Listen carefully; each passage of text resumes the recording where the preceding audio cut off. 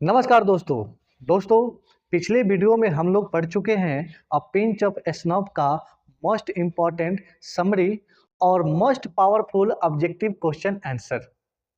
लेकिन दोस्तों आज की क्लास में हम लोग पढ़ेंगे अ पिंच ऑफ स्नॉफ का मोस्ट इम्पॉर्टेंट क्वेश्चन आंसर। तो चलिए क्लास की शुरुआत करते हैं। जैसे आप सब जानते हैं विद्यार्थी, क्लास 12 बिहार बोर्ड का जो इंग्लिश बुक है उसका नाम है रेनबो पार्ट 2। क्या नाम है? Rainbow part 2।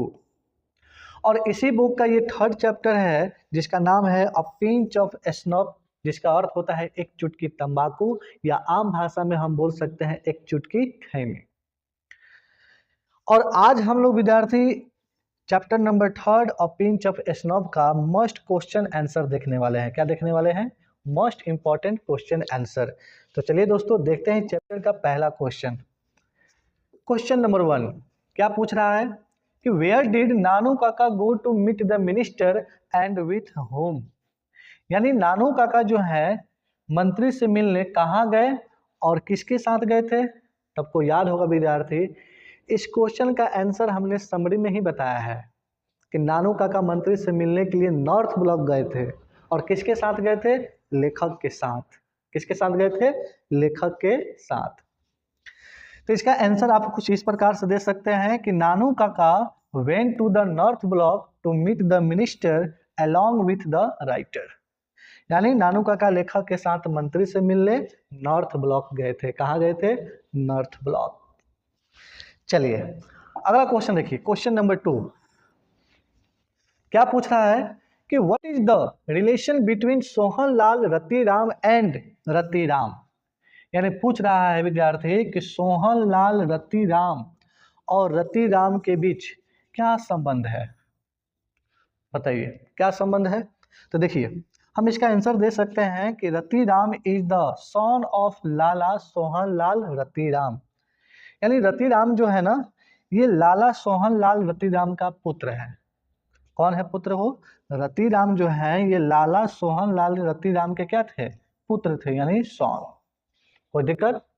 याद रहेगा जब भी पूछे एग्जाम में विद्यार्थी कि what is the relation between Sohanlal Ratiram and Ratiram, तो आप बताना कि भाई रतिराम जो है ये सन ऑफ लाला सोहनलाल रतिराम के थे। ठीक, चलिए अगला क्वेश्चन देखिए, क्वेश्चन नंबर 3 दिया है कि what was the designation of the writer, why did he always obey Nanu Kaka. यानी पूछ रहा है कि जो लेखक है उसका पद क्या है, और why did he always obey Nanu काका, और हमेशा नानू काका की बात क्यों मानता है। तो जाहिर सी बात है कि नानू काका जो है लेखक के मामा है। अब मामा है तो बात तो मानना पड़ेगा, बात है कि नहीं। तो देखिए हाँ, लेखक का पद क्या था। तो देखिए विद्यार्थी इसका आंसर आप दे सकते हैं कि the writer was an under secretary. यानी लेखक का जो पद था ना वो क्या था? अंडर सेक्रेटरी, यानी on probation. Correct, he obeyed Nanu Kaka because he was the brother of his mother. इसका हिंदी में दिया हुआ इसका अर्थ देख लीजिए, लेखक एक अंडर सेक्रेटरी था यानी प्रोबेशन पर था। वह नानू काका की बात इसलिए मानता था क्योंकि नानू काका उसकी माँ के भाई थे और लेखक के खुद मामा जी थे, तो मामा की बात तो मानना पड़ेगा। कोई दिक्कत? चलिए question number 4 correct, in what dress did the writer go to the minister along with Nanu Kaka. यानी पूछ रहा है कि मंत्री के मिलने, सॉरी क्या पूछ रहा है फिर से देखते हैं, in what dress did the writer go to the minister along with Nanu Kaka. यानी कह रहा है कि लेखक जो है मंत्री से मिलने यानी नानू काका के साथ मंत्री से मिलने कौन सा ड्रेस यानी कौन सा वेशभूषा पहन के गया था, कौन सा ड्रेस पहन के गए थे दोनों, बताइए। तो देखिए इसका आंसर आप दे सकते हैं कि the writer went there in a Jodhpur coat with a huge orange turban tied round his head. यानी लेखक जो है ना क्या करता है कि वहां जोधपुरी कोट और सिर पर बड़ी नारंगी पगड़ी बांधकर गया था। मिनिस्टर से मिलने जो है लेखक और क्या बोलते हैं खुद नानू काका जो है जोधपुरी कोट पहनकर और माथे पर नारंगी पगड़ी बांधकर मंत्री से मिलने गए थे। ठीक, तो थोड़ी सी दिमाग लगाइएगा विद्यार्थी, तो इस तरह के क्वेश्चन आप आसानी से आप दे सकते हैं। कोई दिक्कत? चलिए अगला क्वेश्चन देखिए, क्वेश्चन नंबर 5 दिया है कि how did he impress the minister, यानी उन्होंने मिनिस्टर को कैसे इम्प्रेस किया, कैसे प्रभावित किया।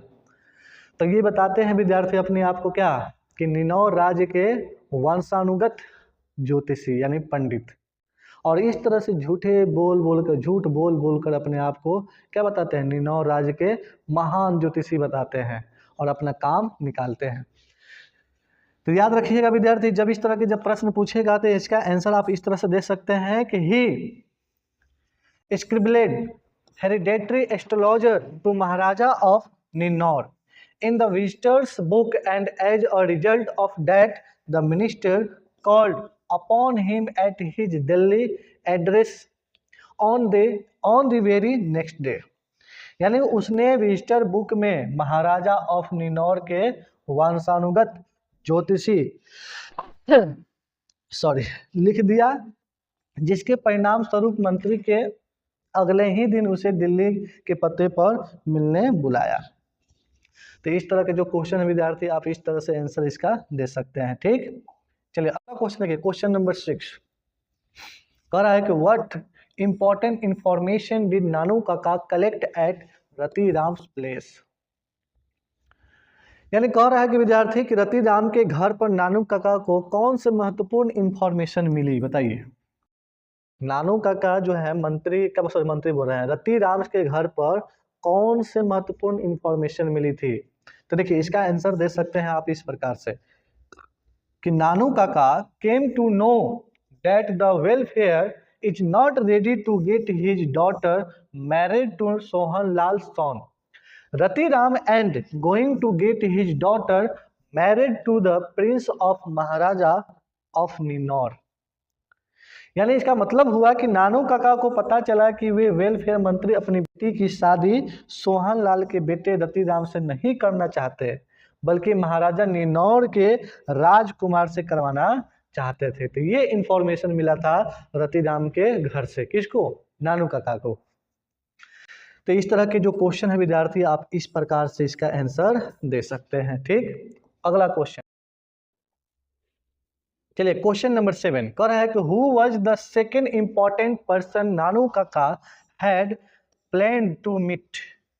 यानी दूसरी महत्वपूर्ण व्यक्ति से नानू काका मिलना चाहते थे, कौन है बताइए, कौन, किस तरह के जो दूसरी व्यक्ति था उससे नानू काका मिलना चाहते थे। तो देखिए इसका आंसर आप दे सकते हैं कि the second important person whom Nanu Kaka had planned to meet was the welfare minister. यानी नानू काका जिस दूसरे महत्वपूर्ण व्यक्ति से मिलना चाहते थे वो वेलफेयर मंत्री था। कौन था, वेलफेयर मंत्री, यानी मिनिस्टर से मिलना चाहते थे। ठीक, अगला क्वेश्चन देखिए, क्वेश्चन नंबर 8 कह रहा है कि give a character sketch of Nanu Kaka. यानी नानू काका के चरित्र चित्रण करना है। कह रहा है कि give a character sketch of Nanu Kaka, यानी नानू काका का चरित्र चित्रण कीजिए। चलिए देखिए इसका आंसर आप किस प्रकार से देख सकते हैं, ध्यान दीजिए। कह रहा है कि not only Nanu Kaka's personality is tremendous, Nanu Kaka is very clever, witty, flatter, boaster, adventurous and a devoted person towards his work। आगे दिया है कि his presence of mind is great, his beliefs that telling lies is not bad if you want to achieve your goals, solving any matter for him is just a piece of cake for him, ultimately he gave a fresh touch to his readers mind. अब इसका हिंदी में समझ लीजिए कि नानू काका का व्यक्तित्व तो अत्यंत प्रभावशाली है। वो बहुत चतुर, हाजिर जवाब, चापलूस, शेखीबाज, साहसी और कार्य के प्रति समर्पित व्यक्ति है। उसकी सूझबूझ बहुत अच्छी है। उसका मानना है कि लक्ष्य प्राप्त करने के लिए झूठ बोलना गलत नहीं है। किसी भी समस्या का समाधान उसके लिए बहुत आसान है। अंतः वह पाठकों के मन पर एक नया प्रभाव छोड़ देता है। तो ये है विद्यार्थी हमारे नानू काका, कि अपना काम निकालने के लिए झूठ पे झूठ बोलकर ये क्या करते हैं, अपना काम निकाल लेते हैं। ठीक, तो ये है विद्यार्थी नानू काका का चरित्र चित्रण। चलिए क्वेश्चन नंबर 9 कह रहा है कि what is linguistic emergency, do we all face it. यानी पूछ रहा है, क्या पूछ रहा है कि भाषाई जो है आपात स्थिति क्या है। लिंग्विस्टिक इमरजेंसी मतलब क्या है, इसका अर्थ होता है विद्यार्थी कि भाषाई आपात स्थिति जो है ये क्या है। कह रहा है कि do we all face it, क्या हम सभी इसे फेस कर चुके हैं या फेस करते हैं। तो देखिए इसका आंसर है कि it is a state when someone turns to his mother tongue in this particular moment we feel much comfortable to express our intense feeling like anger, love, etc. Yes, of course, we all face it. इसका मतलब हुआ कि यह वह स्थिति है जब कोई व्यक्ति अपनी मातृभाषा की ओर लौट आता है। ऐसे समय में हम अपने तीव्र भाव जैसे क्रोध, प्रेम आदि व्यक्त करने में अधिक सहज महसूस करते हैं। हाँ, हम सभी इस स्थिति का सामना करते हैं। इसका मतलब ये हुआ विद्यार्थी कि जब कोई आपात स्थिति आती है तो हम क्या करते हैं, जो हमारी मदर टंग है, हमारी जो मातृभाषा है, उसी में हम वापस लौट आते हैं और अपनी क्रोध, अपनी प्रेम, अपनी भावनाओं को एक्सप्रेस करते हैं, क्योंकि उसी में मजा आता है। ठीक, चलिए लास्ट और आखिरी क्वेश्चन देखिए, क्वेश्चन नंबर 10 कह रहा है कि नानू काका tales a lot of lies, why does he do so, does he succeed in his pursuit. यानी कह रहा है कि नानू काका बहुत झूठ बोलते हैं। Why does he do so, वे ऐसा क्यों करते हैं। Does he succeed in his pursuit, अपने उद्देश्य में वो क्या सफल होते हैं। तो देखिए आंसर होगा कि नो डाउट दैट नानू काका टेल्स लॉट ऑफ लाइज। इसमें कोई संदेह नहीं है कि नानू काका बहुत झूठ बोलते हैं। There is a reason behind it. Actually, in the long for saying minister, he never misses any chance to tell lies. Uses his wits, take risks, and all of that, and ultimately he meets Lala Sohan Lal and the welfare minister. यानी कह रहा है कि इसमें कोई संदेह नहीं है कि नानू काका बहुत झूठ बोलते हैं। इसके पीछे कारण है मंत्री से मिलने की चाह, क्योंकि मंत्री से मिलने के लिए दिल्ली आए हुए थे। वो हर मौके पर झूठ बोलते हैं, अपनी बुद्धि का प्रयोग करते हैं और जोखिम भी उठाते हैं, और अंत में वो लाला सोहन लाल और वेलफेयर मंत्री यानी कल्याण मंत्री दोनों से मिलने में सफल हो जाते हैं।